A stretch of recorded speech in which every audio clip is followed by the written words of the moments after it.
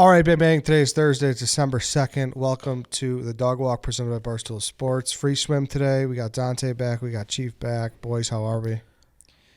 I'm great. I'm refreshed. I should have asked one of you. Sorry.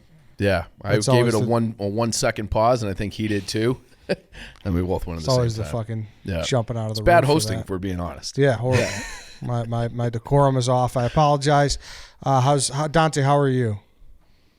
Fantastic, Ed. Good. Thanks for asking. So we ran into a predicament with our little doc watches once again. Surprise, surprise. I want to watch this Von Dutch one that's on Hulu because, I mean, Von Dutch, that was like right in our wheelhouse. Big time. Right? Yeah. I didn't know anything about it either. And did you have the Von Dutch hats? I thought you were too young for it, honestly.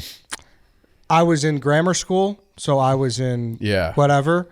But like, grammar school, you got to realize, was also a big time for me. Paris Hilton. Oh, yeah. A couple, One night in Paris. That's exactly. My cousin gave me one night in Paris for my confirmation gift. Is he your sponsor? He was my sponsor, yes. No way. I still have it to this day. Dude, that's awesome. And inside of it, it's like, there's a note. It's no like, wonder you failed religion class with a sponsor like that. Yeah, exactly. It's like, hey, this is from your cousin Anthony, but if your mom finds it, say it was from Mark, his brother. Dude, that's great. That's a great cousin. But you never opened it? I opened it. Yeah. Okay. It was like a little note. It's like a Post-it inside of the porno. Okay, what I mean? so that would have been DVD funny case. if you like kept it, like almost like one of those sealed toys that were just never opened. Like how much is One Night in Paris, like an original edition DVD worth? You gotta wonder. Yeah, you gotta wonder. And it's those are. I mean, what is it? The most iconic tape ever? Before the Kim one dropped, it was. Yeah. See, I think that one's bigger than Kim's. Dude, it was all in fucking. What's the name of it? It was Kim's? all in night vision. Yeah. What's the name? It was brutal. Yeah, I mean, it was great at the time, but like now, but like it's not all in night vision. Yeah, there's not all in night vision. Now, towards the end, there's some not night vision scenes that are. I remember vividly. I'll say that. Yeah, I think she's hotter now. She's so hot now. I didn't even recognize. Like in this doc, she has aged very well. She looks so good that I didn't know it was her for a second. Yeah, she doesn't get enough credit. Can we be honest? Yeah, she's like done huge things. Yeah, like she's like, but you could speak to her DJing and shit. What do you know anything about it? Dude, my buddy just DJ'd her wedding. Oh, really? Yeah, I thought she was married a long time ago, but he does all her events and everything. And it was like last week or 2 weeks ago. He was posting all these videos, and she loves them. So they post her a million pictures. She took a million videos, but yeah, he says nothing but great things about her. Mm-hmm. I just feel like she's just really like built like a bunch of shit. I wish I could say more, but every time I see her, it just seems like she's like on a new endeavor at all. I remember when it was like her and her younger sister, and I remember being like, "Well, Paris is the fuck up of these two." Like because the other sister had like some like clothing brand. And Nick, right? Is it Nikki Hilton and Nicole Richie? Yeah, that was the three. Right, but like she was like huge, and like I remember like watching a show like she was like selling out purses in Japan. I'm like, wow, like she's like a megastar, and her sister's just doing amateur porn. Like, what are we talking? Dude, trash TV. And Kardashian was like the outsider who was like the fringe friend of theirs who was trying to get on their level and never could until her mom released her sex tape. Yes, until the Ray J video, and then she leapfrogged all of them. Now they're like the biggest people on the planet. Since 2006, she's built a company comprising of 45 branded stores, 19 product lines that have surpassed more than $4 billion in revenue. Whew. So, not to fail. She's doing some shit. Yeah. Not a failure at all. And she's in the Von Dutch documentary on Hulu. So, I'm surprised that she agreed to be a part of it. Me too. Yeah. Me too. I was as well. So, yes, in a roundabout way, that's how I knew about Von Dutch, is because those were big in like the Simple Life days. And it was these, pictures of Paris Hilton on your wall and shit like that.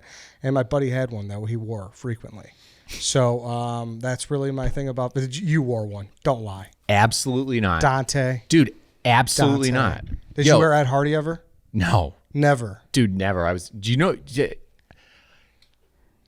All right. Now we have to have people dig.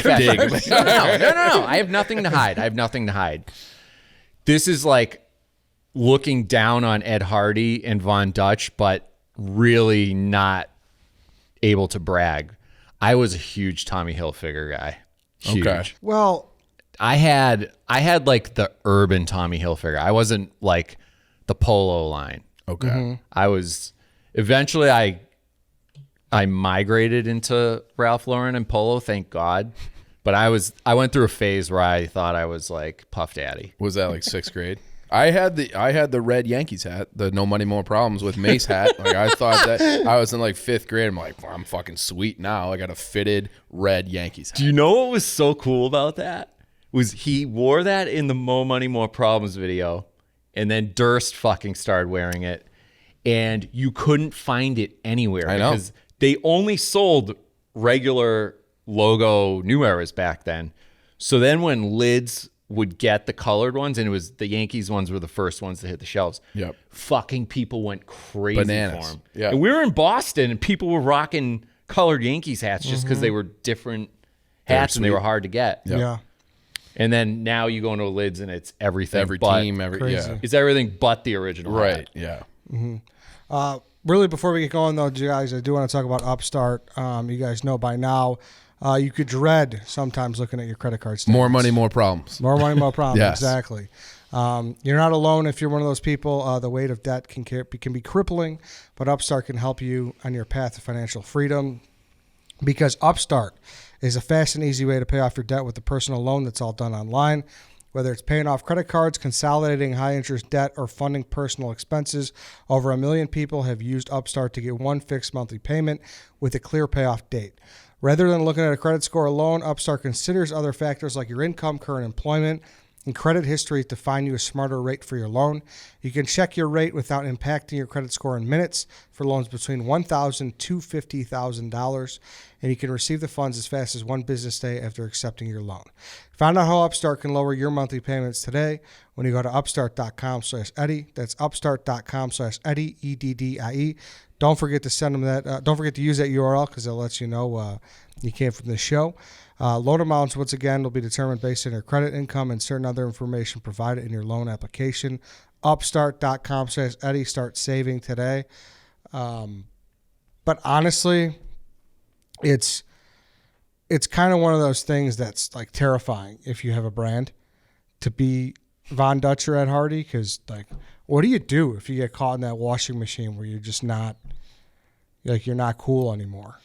That's tough. Yeah, and it's like it's almost like the athlete who like gets hurt or gets in trouble or something, like they have their great run, and like a Brandon Roy, like they're the Brandon Roy of fashion, where they have like this super high ceiling, everybody's in on them, and then like that they're gone.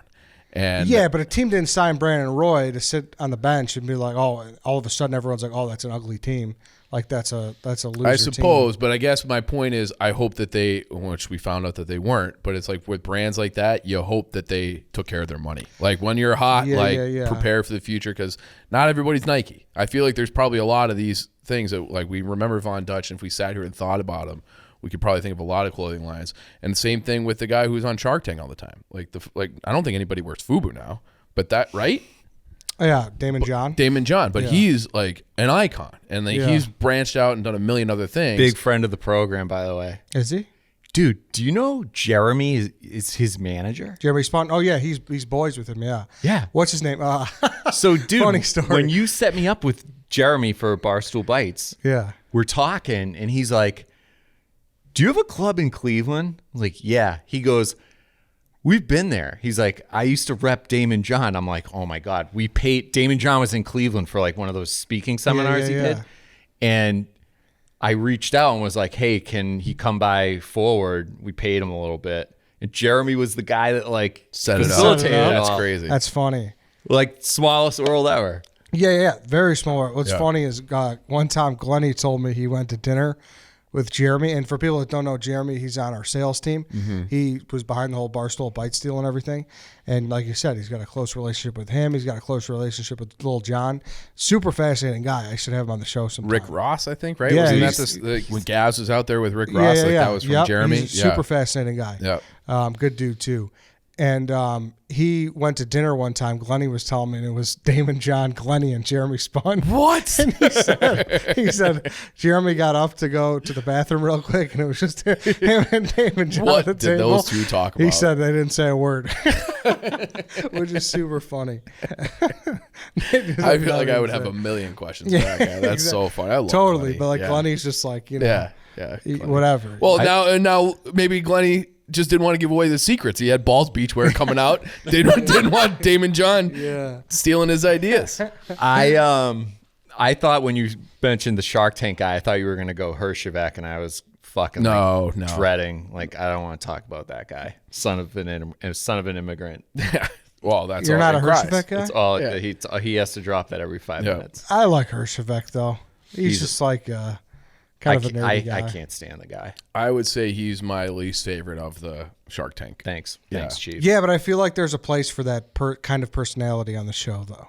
I mean, that's what makes the show work. Is that they're all a little bit different. Yes, you know, exactly. And but like, you know, I'm a Mr. Wonderful guy. Like, that's my guy. Yeah, and he's it somehow works. Yeah, like, it's kind of like Dog Walk, the drafts in a way. Yeah, where it's like we're Yeah, I would agree. Who would you say is the Mr. Wonderful of the Dog Walks drafts? Now I'm interested. I guess we'd have to like based off of like their performances. Personality types. Yeah, like, I mean, are you going White Sox Dave or Sturk or Carl? I don't know. Chief's definitely Hershevek. How the fuck? That is I didn't want to say it. I didn't want to say it, Ed, but all thank the you. slander. I didn't want to say It's it. just such slander. It's just such slander. How am I the Hershevek?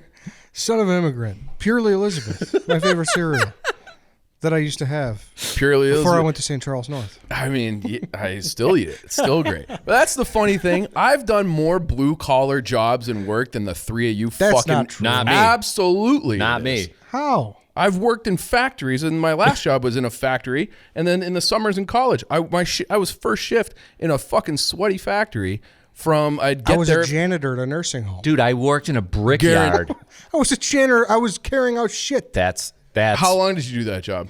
Like maybe a year. A year. Okay. Maybe. So like I did it. And it was only on Sundays, but it was still a job. Oh, get the fuck out of here. My job was my shift started at 5. And it was a high school job. Elk What could I Grove do? Village. I could go to school too. Yeah, this was a man job that I had. So okay. it was it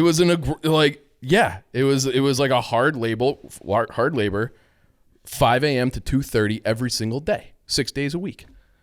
So suck it. You guys are all pussies. I'm not. I'm true to my word. I don't pander to people. I mean, I did that fucking blue collar stuff in high school and college, and realized like quickly that it is not for me. Yeah, this is not for me. I'm not built for this. But I did it because it was like back then. I think my first year I was making like $13.50, and that was in 06, 05.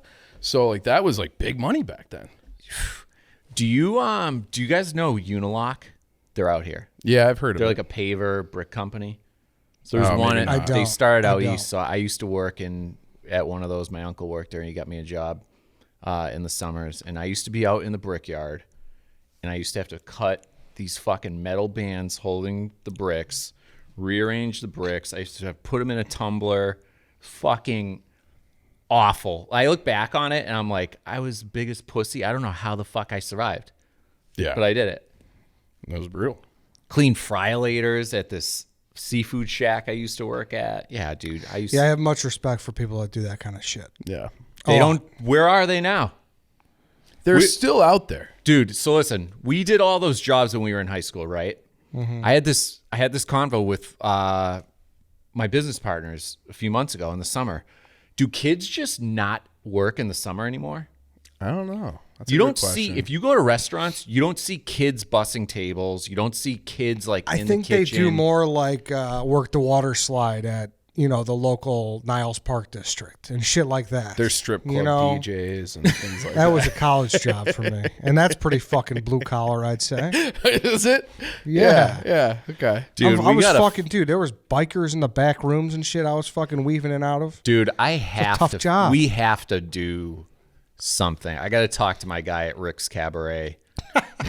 We got to set up. We got to do a video or something where That'd we be get so you. fun. We get you on the mic. I'm gonna. We'll talk. We'll talk after this. I'm itching my chops here. It'll be maybe next before summer. It'll be also the preview to my 2022 summer doo-wop soundtrack that I'm gonna drop. Ooh, I like that. Oh yeah, we do. We have to do the Christmas playlist. It's Christmas season. Oh yeah. You're gonna do the Rat Pack playlist, remember? No. Summer. I transitioned that to a summer. I'll do Christmas. Okay, you gotta give it to me in like the next week. I'll do it when I get home tonight. My man. What is that grunt? Nothing. Just trying to call me Mark Hershovich. So It's did you guys make it? Roberts. Did you guys make it through? How many episodes did you watch? So yeah, I don't know how we keep we keep getting into something else, which is great. Mm-hmm. But our point is, I keep getting duped. I think we've all gotten duped here. I looked it up, and IMDb said it was 156-minute episode. Yeah. So I'm like, hey boys, let's just do this. Mm-hmm. I was. I only traveling. watched the first one. You were traveling. It's fucking 3 episodes. Yeah. So I got through the second. I'll tell you right now, it could have been one episode.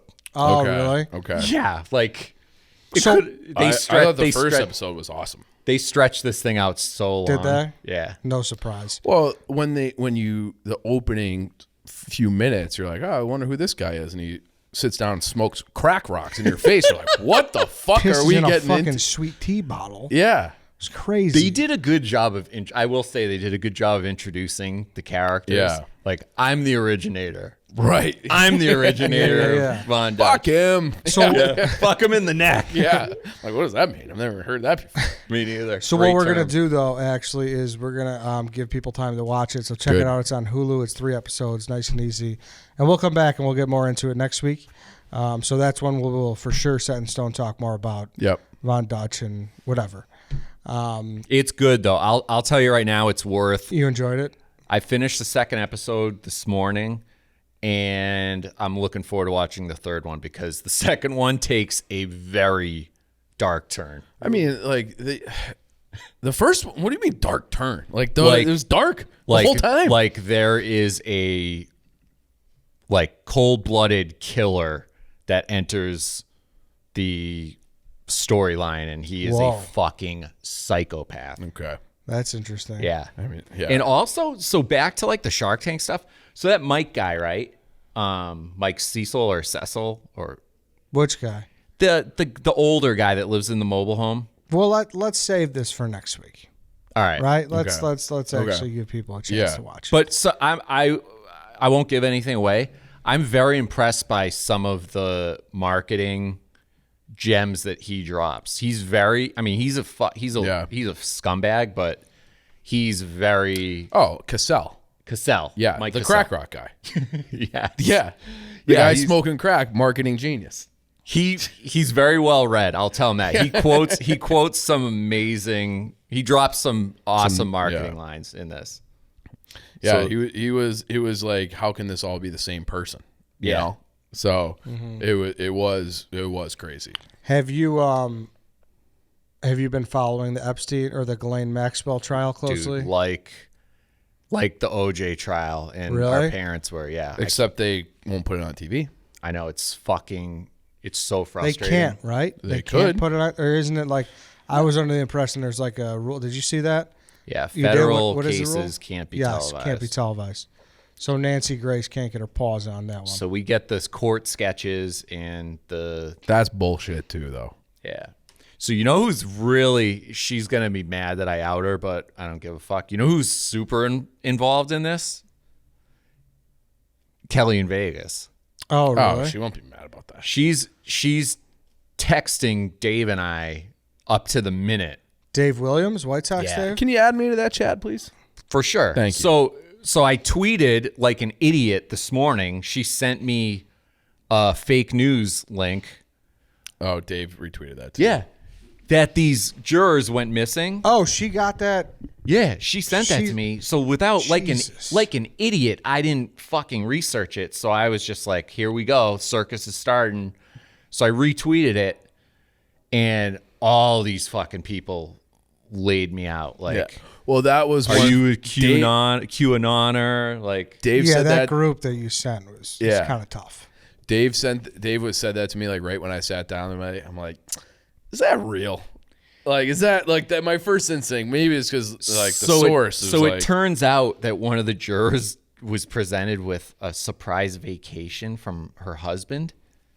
So they excused her, which how the fuck does that fly? I don't know. I don't think I would want to be excused. No, I want all the details. Trial of the century. I said that to Cheryl the other night. I go, talk about best jury duty to get asked for. Jussie Smollett and Epstein, Maxwell. This is the year of the trial. I saw you tweet that. Yeah. So you had the Rittenhouse. You had Derek Chauvin earlier this year. Oh, I forgot about you had you got this one, Ghislaine Maxwell, and Smollett, and then Ahmaud Arbery was a big one too. And Rittenhouse. And I said Rittenhouse. Yeah. So it's just like 2021 is like the year of the trial, which makes sense because last 2020 was like the year of utter fucking chaos nonstop. So yeah, that was. It's like one of those. There's that site that I follow that's on Substack, which I don't even really know what Substack is. I feel like I'm seeing that more and more, but it's this guy who's just like charting like everything, like this witness, that witness, this testimony, like somehow he's getting like all this information. It's a good source on everything. Well, you're allowed to go. Like if we went there, we could sit in on it. You got there early enough. That goes back to like the Constitution. Yeah. Once it fills up though, they cut it off. Yeah. But there are people that are there documenting everything. Yeah. Tweeting it, reporting on it. So there are some good sources. Dave actually sent me a few links last night. There's a couple of Twitter accounts that I follow. Has she talked, or is she going to talk, or no, is she? No chance. She'll invoke Fifth Amendment. Is that what they're saying? I mean, the defense would be out of their minds to put her on the stand. Why? For cross, dude. She would get destroyed in cross. Unless you get some kind of deal where it's like... Well, that's the whole fucking thing is how did... This is... I'm not trying to get conspiracy theorists, but how do the feds not offer her a plea deal? I'm not saying offer her and her turn it down. To not even put on the table, here's a deal, you'll get out in 7 years if you give up X, five big whales. Like that red flag goes up immediately for me. Well, that's some of the things that are on here, where it's like they have this thing, and I'll pull it up the link right now. It says Epstein's vast network of influence in international public policy. So people that are like in the black book or have been on the flight logs. Yeah. Pope John Paul II. I didn't know that. Okay, pretty big one. David Rockefeller. So, oil heir, he's, Trilateral Commission. If you're like a conspiracy guy, I'm sure you've heard of it. Henry Kissinger, Dave Koch from the Koch brothers, Bill Gates, a bunch of Wall Street guy, Alan Dershowitz. I was flipping through the channels the other day and like landed on Fox News for a second. This guy is just still like someone who they just have on their panels all the time. It's like, how the fuck is Alan Dershowitz, who is named by several victims as being like, this guy fucking raped me? And you know what the worst part about him is? You watched the Netflix doc, right? Yep. The Filthy Rich one? Yep. The worst part about him was how, like, the scumbag attorney that he is, when they accused him, how hard he went out of his way to discredit them. Hard, yeah. Yeah, and like... just fucking tarnish their reputations. Mm-hmm. I mean, he's also being sued by them, by Virginia Giuffre. Like, he's being personally sued by her. He should, man. And then like the other thing that was super weird to me about Epstein is that like the Wall Street stuff makes sense given some of his background, but he has like MIT professors and Harvard professors, and like this Robert Trivers is listed here, and he's a Rutgers professor of biology, so he's an evolutionary biologist. So like he's also like. And he's got multiple CIA connections too, but he's like trying to shape like discourse in education, like curriculum and things like that. Like, well, why the fuck? What? Like, what are you talking about? Marvin Minsky is the MIT professor. Steven Pinker, who is a guy who I really like. I think he's like a brilliant guy. He's another, like, I would say, like an evolutionary biologist type of guy. This is crazy. He teaches at Harvard. He's a very well published author, but he's in the flight log. This is crazy. Martin Novak is a Harvard biologist. Seth Lloyd, MIT professor, got a big time grant from him. Yeah, but what does it mean? That's at the end of the day. That's what I want to know. That's what I mean. So it's like this guy. It's like he took MIT received over $800,000 from Epstein's foundations. Why? Lloyd personally received over $300,000 from Epstein, a payment that he reportedly tried to hide. So that's Seth Lloyd, the MIT professor. So it's like what does that mean? I don't know, but it's like that's the last guy on planet Earth you want to be linked to right now, and you're taking money from him. Why is he giving you money? And I'm not saying all these people deserve the benefit of the doubt at all, but at the same time, like, for instance, you go to that fucking buddy who DJ'd Paris Hilton's party, and through a link, next thing you know, you're at Epstein's mansion in Malibu. Sure. And you don't know who the fuck he is. You're just a fucking innocent bystander. Totally. You blow up and you turn into fucking Tiesto. Yeah. And I was like, oh, did you hear Dante? He was at, like, I don't know how aware people were of this shit. I think a lot of people, it was a very high profile case back in, was it 2002 when he originally got popped? In Florida? And they swept it on the rug. Like, he gave him right. But that's my whole point is like, it's, I don't know. So I think, but that's one of those things though, that it was public enough. And if it's in the 90s and you're running in these circles and blah, blah, blah, and it's like, I didn't fucking know. I think by 2000 or 2002 or 2004, when he went to jail. Like, why? Whatever happened to our guy Epstein? Let's call him. I can't. He's in fucking prison for, soliciting prostitution. That is like, I think that if you're running in those circles, that probably got back to you. And there are certain people who cut ties with them, and other people didn't. Yeah, I'm sure there's a list of people that knew that and still did. But here's the thing. That's all I'm saying. And it's on a much smaller scale of what's happening here in Chicago right now. When he gets out, and what did he get? Community service or some fucking bullshit like that? He when in the Florida thing? Yeah. So he had we talked about this, I think it was last year. He got to leave. He had to check in for like weekends, basically. Yeah. Like, it was supposed to, like, he had to come back at like 8:00 every night. So he got a slap on the hand, and that just emboldened him. Things got way worse after that, because he realized, I don't have anything to fucking worry about. I just got let off. Like, somebody called up very high and got him off.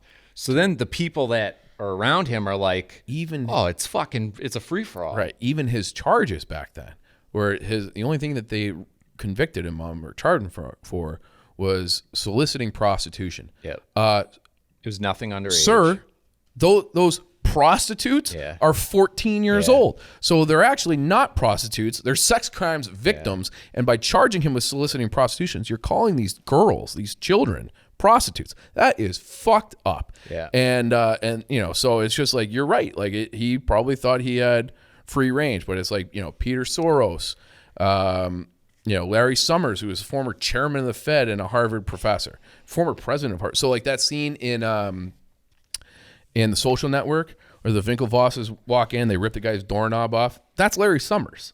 So like he's like a huge deal. Being chairman of the Federal Reserve is a monster job. President of Harvard, monster job. And he's, so it's like, what the fuck is going on? And it's like, you need to, I don't know how you do it. Obviously, Clinton was on the plane 26 times. Just like, there's like a zillion people. Do you know how many times 26 is? It's so many fucking times. There's a lot of people who haven't flown 26 times in their entire life. Never mind a one little island. Right. Dude, so I got a great story. It wasn't all to the island. It wasn't 26 times the island. Yeah, it was to Europe and shit. So I got a great story. So I went to St. John's, this like wicked good school in Massachusetts for high school. I had no business going there. I had financial aid and a whole lot of other things. So it's all these like rich kids, very well off families. And one of my best friends, his family had a place in St. John. So they would take me every summer with them. So I started going down there in like early 2000s. With them every summer, and you land in St. Thomas, you ferry over to St. John, and I'll never forget, it was like the second or third year we were over there. We made friends with one of the boat captains. He's this guy named Slim Man. Great nickname. Mr. Slim. And he would like take us around. He was from there, knew all the islands, even the uninhabited ones, and he would point them all out to us and tell us the stories about them. And he points out Epstein's Island, which was Little St. James. Yep. And he tells us, this is like fucking 20 years ago. And this is before I ever even heard the name Jeffrey Epstein. Yeah. He was like, don't ever go there. And his mate starts laughing. Me and my friend Zach are like, why? What's over there? Like, looks like the most incredible fucking compound ever. And he's like, he goes, that's Pedophile Island. We're like, and he said, in his accent, that's Pedophile Island. We're like, what the fuck is that? Yeah. He's like, little kids go over there and don't come back. He's like, they do messed up shit over there. And I was like, holy fuck, I don't want to know anything else about this. But how old are you here? High 14, school. 15, yeah. So it was when they say it was like a well-known thing down there, everybody that lives down there in the Virgin Islands knew about this for years and years and years and years. This was not like some bombshell fucking secret. Yeah. It was just one of those things that, like, I think they just got away with it for so long that there was no need to keep it a secret. Yeah. It's crazy, man. We'll see what happens. We'll see. Yeah. What you want to wrap up the show? Well, yeah. I mean, unless if you had anything else. Well, I mean, the people who are in charge of this case, it's like very familiar names. The lead prosecution is James Comey's wife, daughter. Yeah. And we'll get into it more. Like, I assume we'll do an episode at some point, maybe when it's all wrapped up or when something more salacious breaks, I should say. Right. Yeah. But yeah, I guess they're looking to that too. Yeah. Yeah. So there's a lot of like, what the fuck? That's fucked up. Like, and it's like the person who was in charge, the person who accidentally destroyed the tapes from the night that Epstein died, like, she's in on this too. So it's like there's like a lot of weird like connections that are like that should be setting off alarm bells, but yeah, we'll see what happens. Yeah, we'll see. We'll talk about it. We'll be there.